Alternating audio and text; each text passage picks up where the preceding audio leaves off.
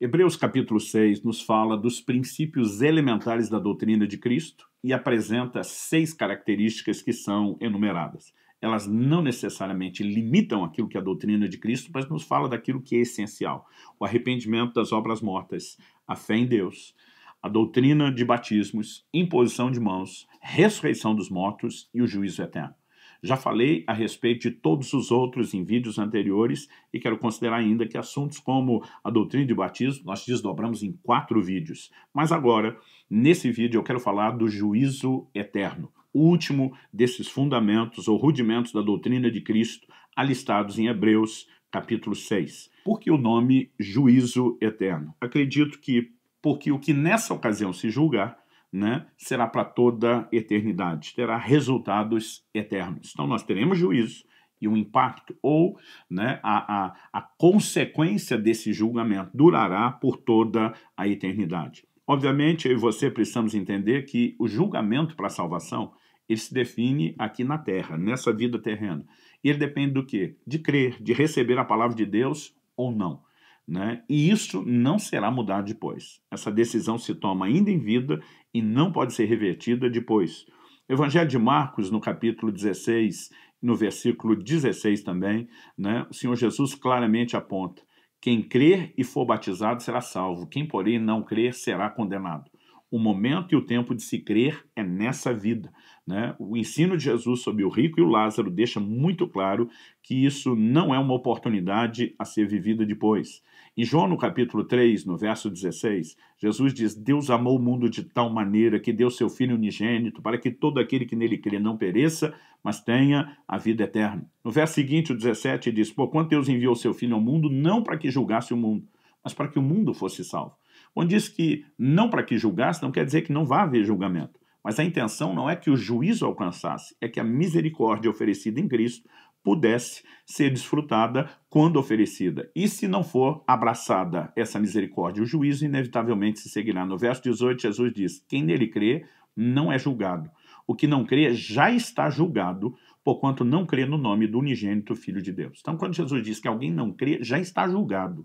O julgamento a respeito de salvação é determinado aqui na terra. Creu, ele está dentro do pacote da salvação. Não creu ou abandonou a fé ao longo do processo, como a Bíblia ensina, o julgamento é determinado enquanto vivemos aqui na terra. E os seus resultados também, eles passam a ser experimentados imediatamente após a morte. Agora, quando falamos a respeito de recompensa, um outro texto que vale ser mencionado está lá no Evangelho de João, no capítulo 12 e no verso 48. Jesus diz: quem me rejeita e não recebe as minhas palavras, tem quem o julgue. A própria palavra que tenho proferido, essa o julgará no último dia. Então, novamente haverá o último dia, aquela ressurreição dos ímpios, como falamos no vídeo anterior, e essa pessoa será julgada naquele dia, posteriormente, pela palavra que ela rejeitou em vida aqui na terra.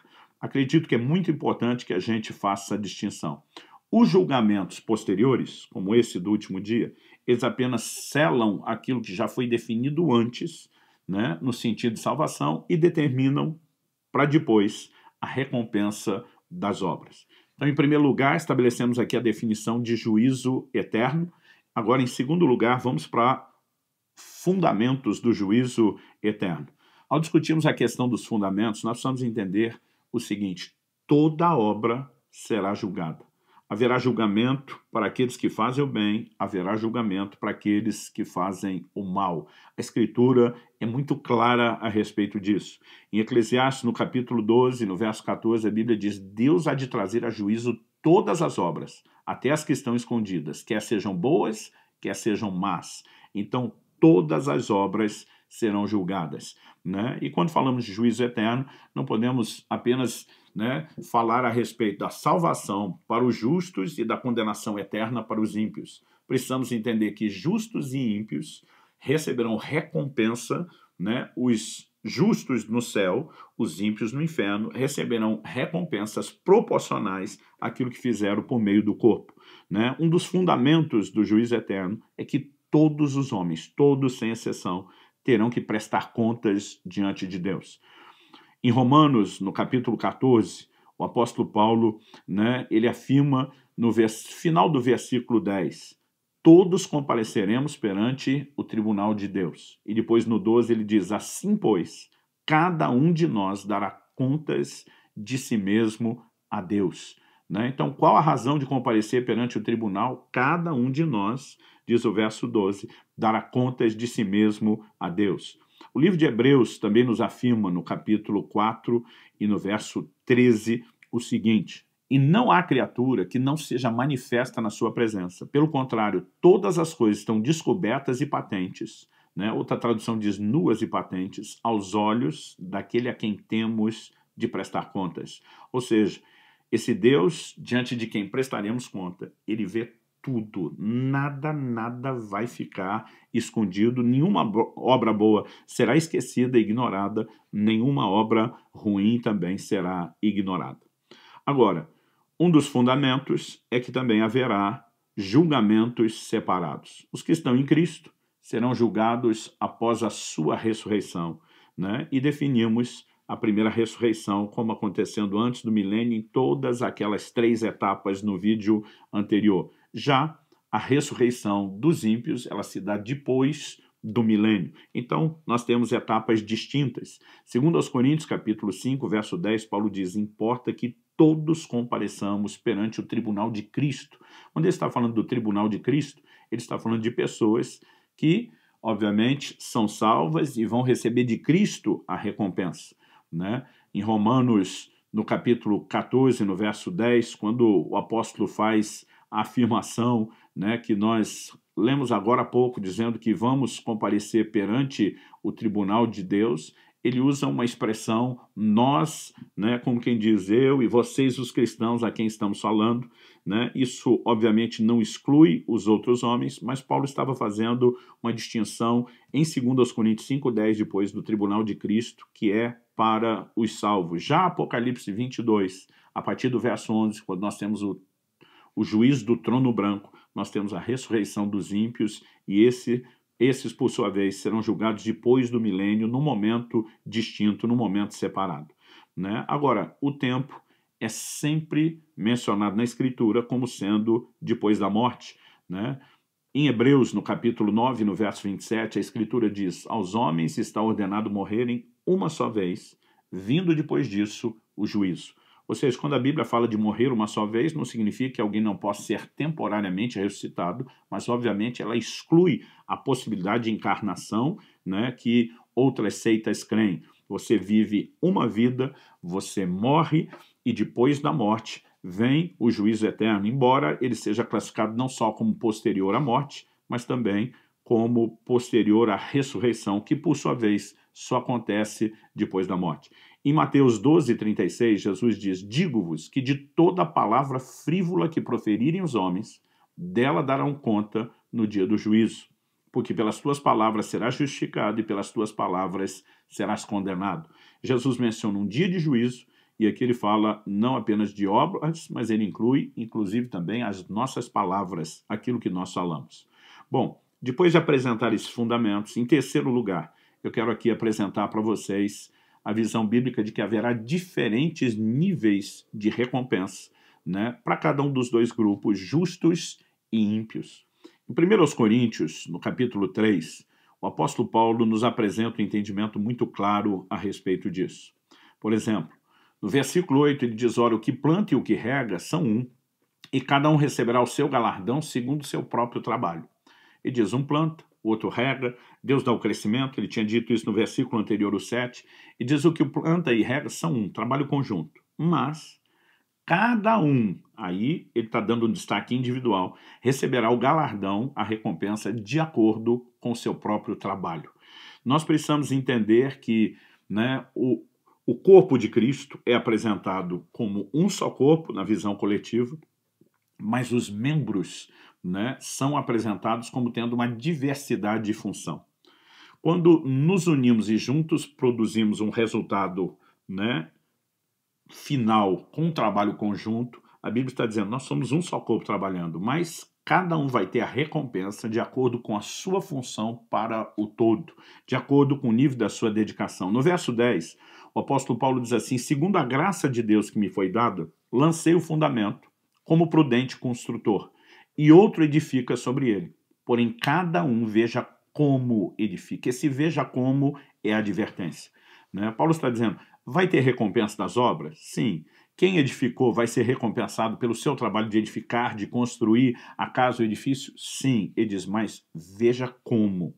Porque não basta apenas fazer a coisa certa, né, que é trabalhar em prol da edificação, mas nós precisamos fazer isso da melhor forma possível. Porque a recompensa será dada não só pelo que foi feito, mas pela maneira como nós fizemos. Então ele diz assim no verso 11, ninguém pode lançar outro fundamento, além do que foi posto, o qual é Jesus. Né? Paulo diz, eu lancei o fundamento, é Jesus. Isso não se muda, só se faz da mesma forma. Ele diz, contudo, se o que alguém edifica sobre o fundamento, agora sobre o alicerce, a construção do prédio, se o que alguém edifica sobre o fundamento é ouro, prata, pedras preciosas, madeiro, feno, palha, manifesta se tornará a obra de cada um, pois o dia, aqui é o dia final, o dia do juízo, o dia a demonstrará, porque está sendo revelada pelo fogo, e qual seja a obra de cada um, o próprio fogo o provará. Se permanecer a obra de alguém que sobre o fundamento edificou, que é Cristo, esse receberá galardão. Se a obra de alguém se queimar pelo fogo que virá prová-la, sofrerá ele dano, perda, mas esse mesmo será salvo. Todavia, como que através do fogo, ou seja, esse julgamento é para os salvos, não determina salvação, mas determina a recompensa que os salvos terão. Se a obra sobreviver ao fogo, recompensa. Se não sobreviver ao fogo, não haverá recompensa de trabalho. E a Bíblia chama isso de um dano. Não compromete a salvação, né? Mas haverá distinção do trato, do que cada um receberá depois, mesmo sendo salvo, de acordo com o seu trabalho. Então, quando olhamos para essa declaração do apóstolo Paulo, inspirada pelo Espírito Santo, que pauta e determina a nossa crença das obras, e eu tenho repetido isso com muita frequência nos últimos anos, nós precisamos de uma reforma na nossa teologia de serviço. Embora nós não somos salvos pelas obras, nós fomos salvos para as obras.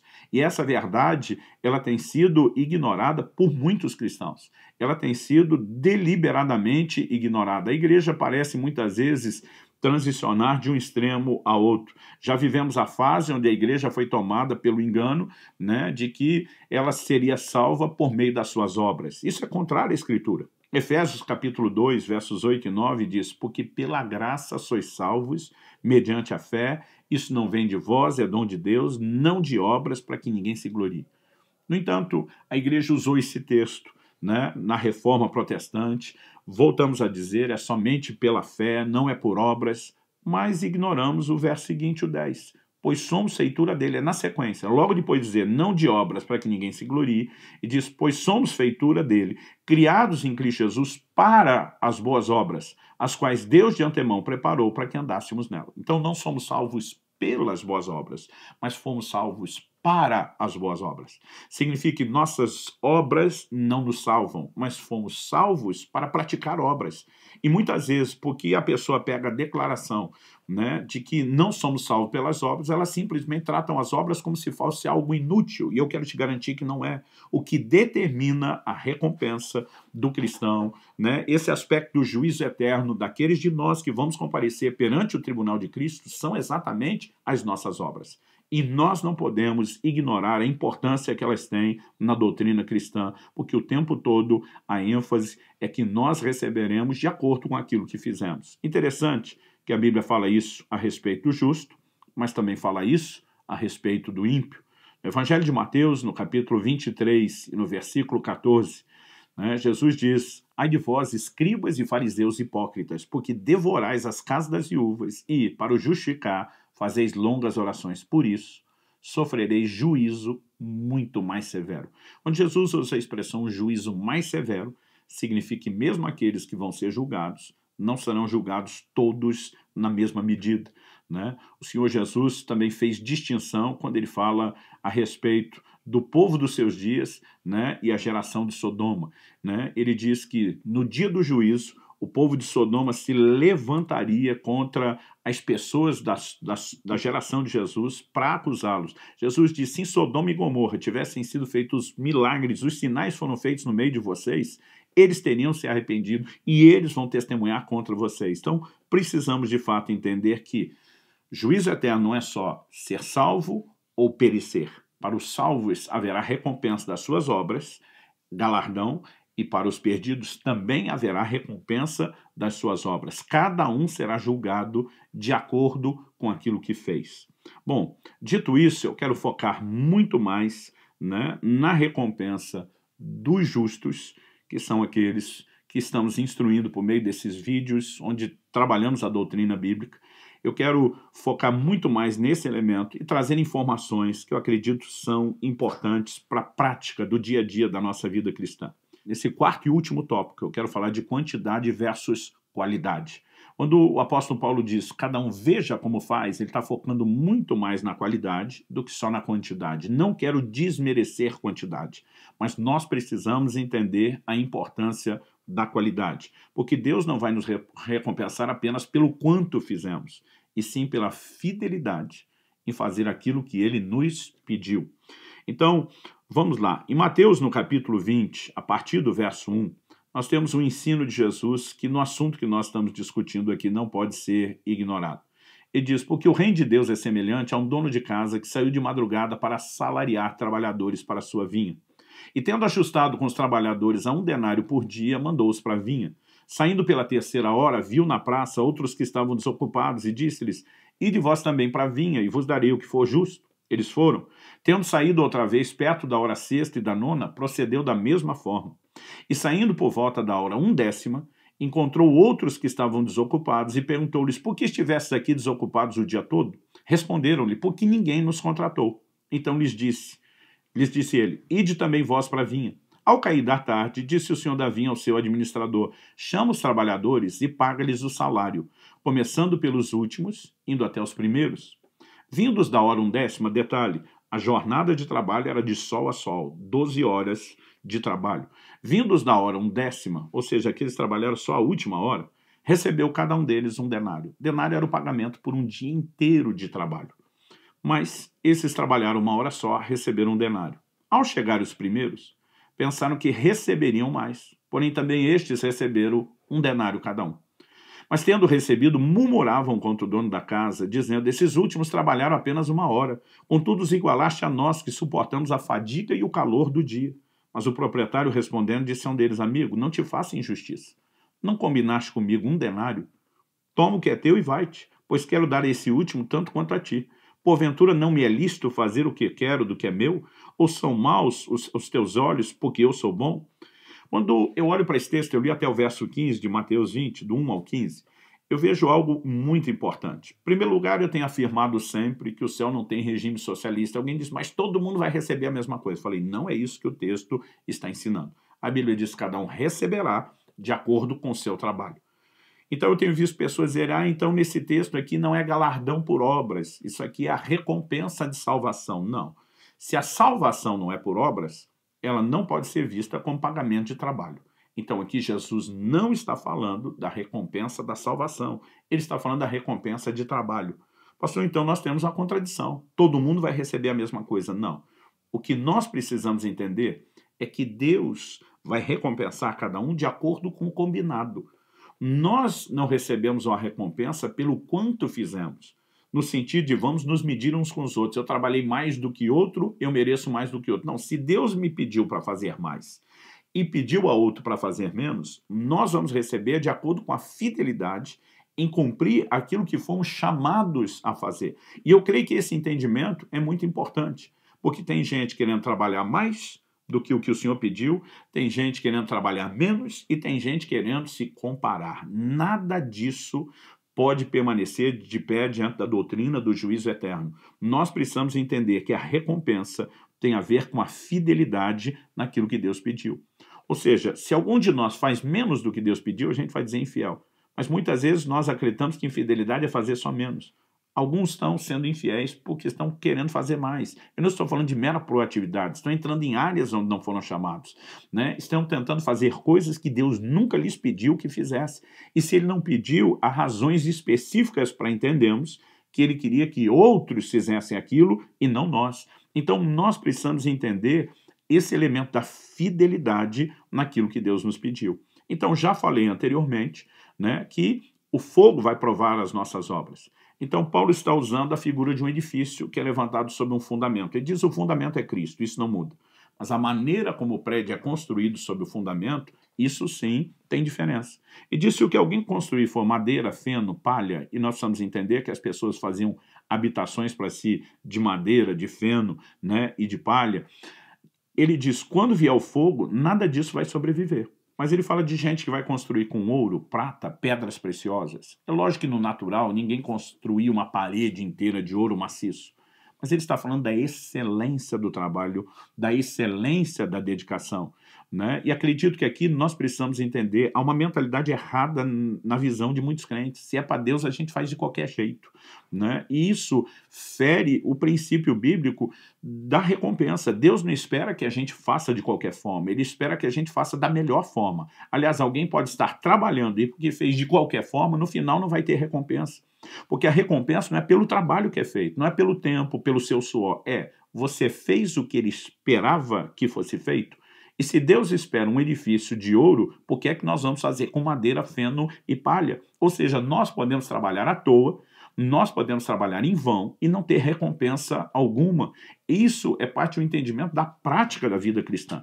Deus não quer apenas que a gente tenha um trilho doutrinário, haverá ressurreição dos mortos, haverá juízo eterno. O entendimento dessas verdades precisa impactar hoje a forma como eu e você vivemos, as escolhas que eu e você fazemos. Então, sim, nós precisamos entender a importância da qualidade. E para isso, vamos precisar buscar a ajuda de Deus, sabedoria do alto, a direção do Espírito Santo, colocar o nosso coração, porque a Bíblia usa muito a expressão de todo o coração, né? A respeito de buscar a Deus de todo o coração, a respeito de amar a Deus de todo o coração, mas eu quero te dizer, trabalhar também é algo que nós devemos fazer de todo o nosso coração. Precisamos também entender que o que Deus pede a cada um de nós está dentro dos padrões de justiça do seu caráter, ou seja, é de acordo com a nossa capacidade. Nunca está além da nossa capacidade de poder responder ao chamado dele. Em Mateus 25, a partir do verso 14, nós temos a parábola dos talentos. Talento não é habilidade. Talento aqui precisa ser entendido como uma medida monetária, financeira de alto valor. Então, Jesus diz assim, pois será como um homem que, ausentando-se do país, chamou seus servos e lhes confiou seus bens, patrimônio. A um deu 5 talentos, a outro 2, a outro 1, a cada um segundo a sua própria capacidade, então partiu. Ou seja, ele deu 5 para um, 2 para o outro, 1 para o primeiro, de acordo com a capacidade de cada um. Porque se ele pede uma produtividade além da nossa capacidade, ele seria injusto. Mas porque Deus não é injusto, como diz Hebreus 6,10, ele sempre só nos pede aquilo que nós temos a capacidade de fazer. É lógico que Deus espera que, mais do que usar só a nossa capacidade, a gente use os recursos dele, a sabedoria dele, a graça, a unção, mas ainda assim Deus jamais será injusto. Então o texto nos fala a respeito de como cada um deles saiu para trabalhar, negociar. Os 2 primeiros, eles produziram 100% em cima daquilo que receberam, mas não produziram a mesma quantidade. Porque o primeiro recebeu 5 talentos, ganhou outros 5, ou seja, dobrou o investimento. Mas o que recebeu 2, embora recebeu 2 e não 5, ele também dobrou o investimento. Interessante é que os 2 ouvem do seu senhor, né, que eles são servos bons, são servos fiéis. Mas um não se dispôs a trabalhar, diz eu não quero correr risco, não mostrou nenhum interesse ou uma disposição de valorizar nem aquilo que lhe foi confiado e nem tampouco a pessoa que lhe confiou. Eu olho para um texto como esse e percebo, eu e você podemos cumprir exatamente o chamado de Deus na nossa vida, porque ele será sempre, sempre de acordo com a nossa capacidade de resposta. Deus não vai pedir de mim e de você algo que a gente não possa fazer. E se ele pedir algo que podemos, nós devemos dar o melhor de nós. Portanto, não é mera questão de quantidade, mas de qualidade. É lógico que se Deus me pediu para fazer mais, então eu vou cumprir a quantidade pedida, mas vou fazer isso com qualidade e entender que a recompensa não é só o quanto eu fiz, é o quanto eu fiz de acordo com aquilo que se esperava que eu fizesse. E por último, eu quero declarar algo que ele tem um aspecto completamente personalizado. Se o que Deus pede para cada um de nós é diferente, nós precisamos entender que não há um versículo bíblico que especifique o que Deus quer de cada um de nós.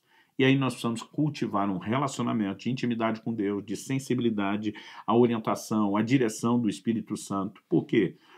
Se nós seremos julgados de acordo com a nossa fidelidade em fazer o que nos foi pedido, a questão é, nós sabemos o que Deus quer de nós? Porque é nossa responsabilidade conhecer isso. Em Lucas, no capítulo 12, nos versos 47 e 48, Jesus diz, aquele servo, porém, que conheceu a vontade do seu senhor e não se aprontou, nem fez segundo a sua vontade, será punido com muitos açoites. 48. Aquele, porém, que não soube a vontade do seu senhor e fez coisas dignas de reprovação, levará poucos açoites. Mas aquele a quem muito foi dado, muito lhe será exigido, e aquele a quem muito se confia, muito mais lhe pedirão. Então, o que recebe 5 talentos por ter mais capacidade vai ser cobrado de uma medida maior.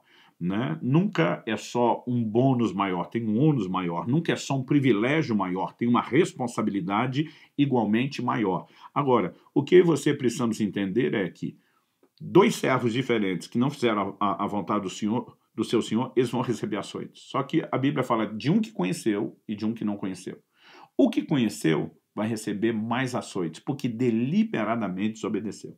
O que não conheceu, ou seja, parte da razão pela qual não cumpriu o que deveria era ignorância e não só rebeldia declarada, ele vai ter menos açoites. No entanto, os 2 serão julgados, né, e não terá uma recompensa positiva.